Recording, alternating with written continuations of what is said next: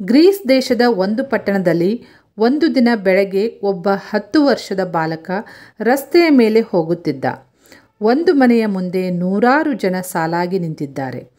ತುಂಬ ಜನ ಆ ಕಡೆ ಈ ಕಡೆ ಓಡಾಡುತ್ತಿದ್ದಾರೆ. ಅವನಿಗೆ ಕುತೂಹಲವಾಯಿತು. ಏನು ನಡೆಯುತ್ತಿದೆ ಎಂದು ನೋಡಲು ಅಲ್ಲಿ ಹೋಗಿ ಜನರನ್ನು ಕೇಳಿದ. ಅವರಲ್ಲೊಬ್ಬ ಹೇಳಿದ, ಈ ಮನೆಗೆ ಒಬ್ಬ ಮಹಾನ್ ಹಸ್ತ ಸಾಮುದ್ರಿಕ ಬಂದಿದ್ದಾರೆ. ಅವರು ಕೈ ನೋಡಿ ಭವಿಷ್ಯ ಹೇಳುತ್ತಾರೆ. ಅವರ ಭವಿಷ್ಯ ಸುಳ್ಳಾದದ್ದೇ ಇಲ್ಲ. ಹಾಗಾದರೆ ನನ್ನ ಕೈ ತೋರಿಸಲೇ ಎಂದು ಕೇಳಿದ ಬಾಲಕ. ಇಷ್ಟು ಸಣ್ಣ ಹುಡುಗ ನೀನು, ಇನ್ನಷ್ಟು ವರ್ಷ ಹೋಗಲಿ, ಆಮೇಲೆ ಭವಿಷ್ಯ ಕೇಳುವೆಯಂತೆ ಎಂದರು ಹಿರಿಯರು. ಆದರೂ ಆ ಬಾಲಕ ಹಠ ಬಿಡಲಿಲ್ಲ. ಸರದಿಯಲ್ಲಿ ಕಾಯ್ದು ಒಳಗೆ ಹೋಗಿ ಆ ಹಸ್ತ ಸಾಮುದ್ರಿಕರ ಮುಂದೆ ಕುಳಿತ.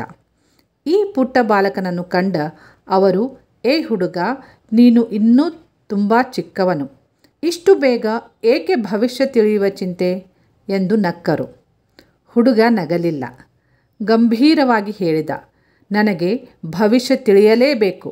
ನನ್ನ ಕೈ ಸರಿಯಾಗಿ ನೋಡಿ ಎಂದವನೇ ಕೈ ಒರೆಸಿಕೊಂಡು ಬಲಗೈ ಚಾಚಿದ. ಹಸ್ತ ಸಾಮುದ್ರಿಕರು ಇವನ ಕೈ ಗಮನಿಸಿದರು. ಅವರ ಮುಖ ಗಂಭೀರವಾಯಿತು. ಹುಬ್ಬುಗಳು ಹಣೆಯ ಮಧ್ಯೆ ಸೇರಿದವು. ಅವನ ಮುಖವನ್ನೊಮ್ಮೆ ಕೈಯನ್ನೊಮ್ಮೆ ನೋಡತೊಡಗಿದರು. ನಂತರ ನುಡಿದರು, ಮಗು, ನಿನ್ನ ಕೈ ಅದ್ಭುತವಾದದ್ದು, ಆದರೆ ನೀನು ನತದೃಷ್ಟ. ಅಂಗೈ ಮಧ್ಯದೊಳಗೆ ಇನ್ನೊಂದು ಗೆರೆ ಇದ್ದಿದ್ದರೆ ನೀನು ನಿಶ್ಚಿತವಾಗಿ ಚಕ್ರವರ್ತಿಯಾಗುತ್ತಿದ್ದೆ. ಆದರೇನು ಮಾಡುವುದು? ಆ ಬಾಲಕ ತಕ್ಷಣ ಎದ್ದು ನಿಂತು ತನ್ನ ಜೇಬಿನಲ್ಲಿದ್ದ ಹರಿತವಾದ ಚೂರಿಯನ್ನು ತೆಗೆದು ಹಸ್ತ ಸಾಮುದ್ರಿಕರು ತೋರಿಸಿದ ಜಾಗದಲ್ಲಿ ಅಂಗೈಯನ್ನು ಕರ್ರನೆ ಕೊರೆದುಕೊಂಡು ಬಿಟ್ಟ.